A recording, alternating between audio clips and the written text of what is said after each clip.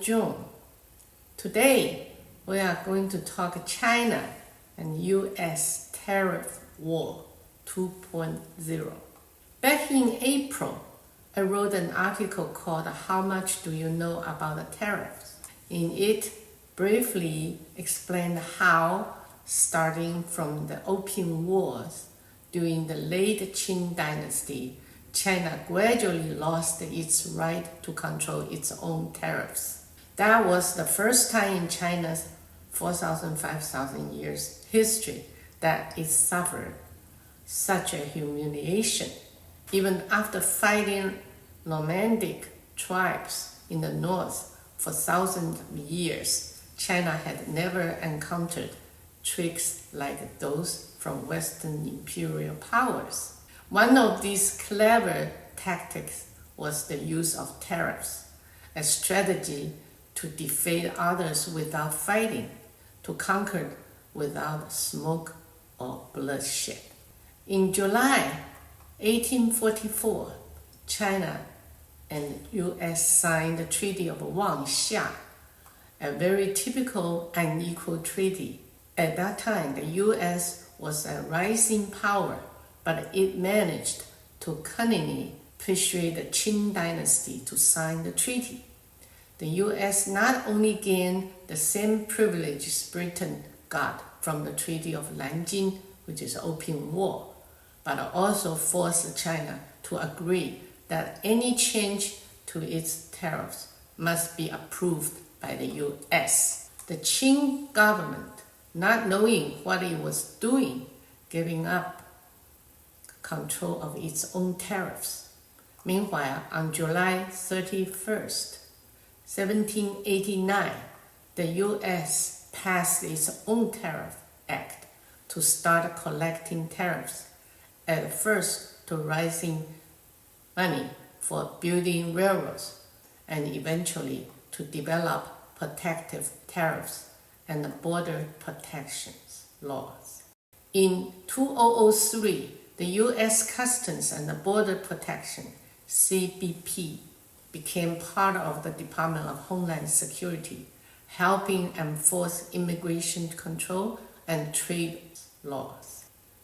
Using tariffs, President Trump basically declared war on the world, but in reality, he was clearly targeting China.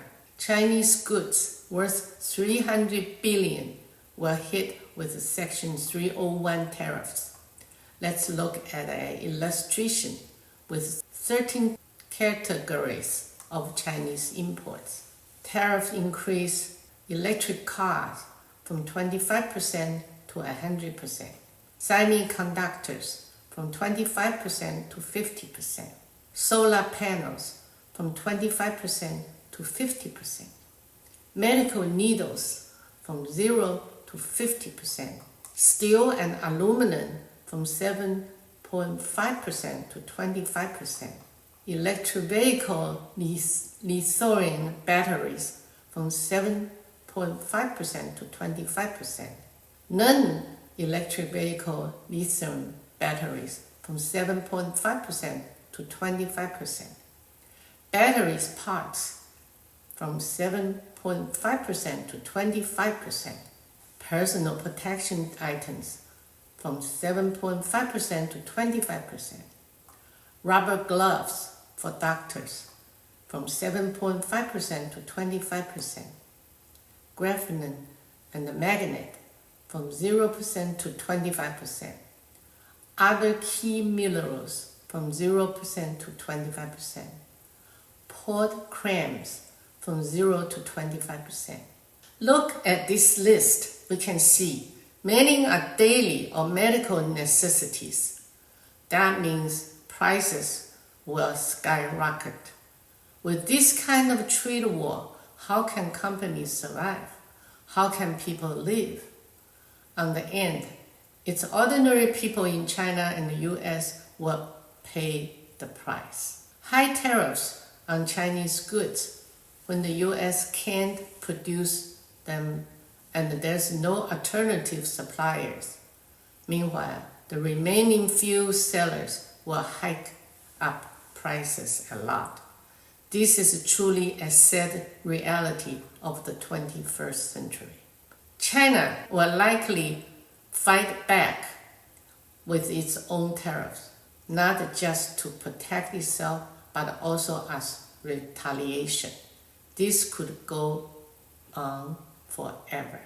Right now, even though China and the US are in negotiations, if talks collapse, it will lead to tariff wars and endless retaliation. That would be truly a tragic. Thank you for watching, and please refer to your friends.